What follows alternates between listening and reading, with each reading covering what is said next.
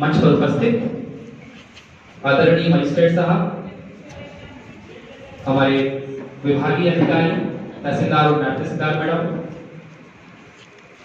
भारतीय ज्ञान विज्ञान समिति के उपाध्यक्ष madam Mishra ji, pi madam, उनके साथी और भिन्न भिन्न विभाग मध्य प्रदेश शासन के और उनके सभी आज यहाँ जो पुरस्कृत हुए, सम्मानित हुए हैं, ऐसे सभी हमारी नारी शक्ति, सभी कर्मचारी साथीगण, प्रेस क्लब और मीडिया के सभी हमारे साथी और जिनका भविष्य, जिनके भविष्य की तैयारी आज हम यहाँ पर कर रहे हैं, ऐसे हमारे बच्चे, ऐसे हमारी बच्चियां, सभी हमारी छात्राएं। अंतरराष्ट्रीय महिला दिवस ये 8 मार्च को हम न जाने कितने वर्षों से मनाते आ रहे हैं। हमने भी देखा 1914 से विश्व स्तर पर इसकी शुरुआत हुई थी और प्रतिवर्ष 8 मार्च को इसे हम नारी शक्ति का सम्मान देने वाला दिवस मनाते हैं। आज 100 वर्षों से भी अधिक समय हो चुका है। एक बात समझ में आती है कि अंतरराष्ट्रीय महिला दिवस क्यों, भारतीय महिला दिवस क्यों नहीं। भारतीय महिला दिवस भी मनाया जाता है, एक और दिन आता है, लेकिन बात यह आती है, कई बार हम अखबारों में पढ़ते हैं, किताबों में पढ़ते हैं, हमारे बुद्धिजीवियों से हम सुनते हैं, सीखते हैं, वो ये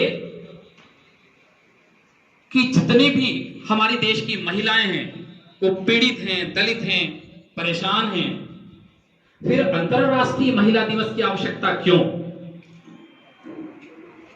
ये मैं कहना चाहूंगा कि आज केवल भारत में नहीं, विश्व स्तर पर यह माना गया है। विश्व स्तर पर इस पुरुष सत्तात्मक और पितृ सत्तात्मक समाज ने महिलाओं के साथ दोयम दर्जे का व्यवहार किया है, यह इतिहास बताता है।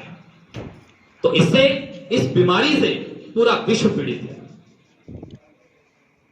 पुरुष होकर के भी मैं यही कहना चाहूंगा कि नारी शक्ति अपने आप में एक ऐसी शक्ति है जिसकी कोई कीमत नहीं, कोई मूल्य नहीं, असीमित है। बस आवश्यकता है उसे जगाने की, जागृत करने की। एक छोटा सा घटनाक्रम जो कि 1971 से संबंधित है, हमारी छात्राएं आज यहां पर हैं, मैं उनके सामने बताना चाहूंगा। भारत का पाकिस्तान से युद्ध हुआ था, सब लोगों को पता है। उस युद्ध में भारत ने पाकिस्तान को पूर्णतः नेस्त नाबूद कर दिया, पूरी तरह से पराजित कर दिया। आप लोगों में से जानते हैं उस समय हमारे देश की मुखिया यानी कि प्रधानमंत्री कौन थे? कौन बताएगा आप में से कोई?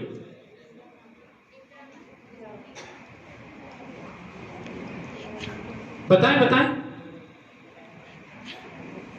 सब लोगों को मालूम है, कहीं से चुपके चुपके से आवाज आ रही है, थोड़ी थोड़ी सी।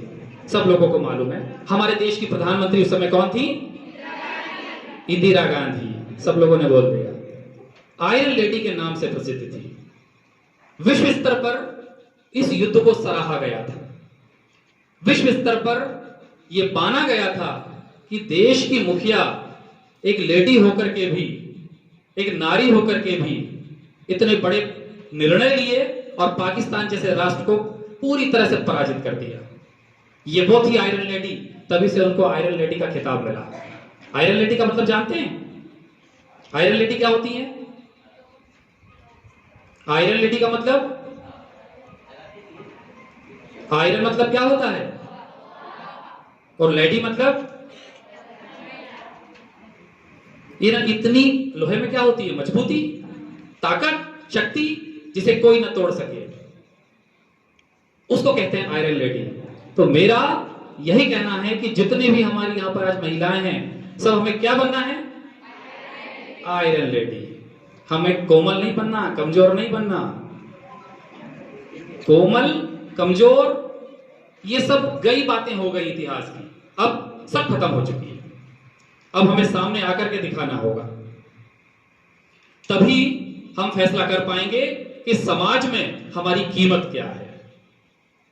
सभी छात्र छात्राएं बैठी हुई यहां पर, कौन सी क्लास की हैं आप लोग? अच्छा, अखबारों में एक हेडलाइन जब भी एमपी बोर्ड का रिजल्ट आता है या सीबीएसई का रिजल्ट आता है, तब आपने देखा होगा 10वीं और 12वीं की परीक्षाओं में, मेरा तो जीवन बीत गया इतना आज तक का, जब से मैं समझदार हुआ तब से अब तक एक ही हेडलाइन पढ़ने को मिलती है जब भी रिजल्ट आता है। कोई बताएगा क्या?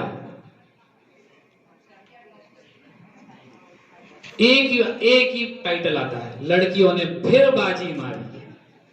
क्या आता है? यही आता है ना? या फिर क्यों कमजोर मान रहे हम अपने आप को?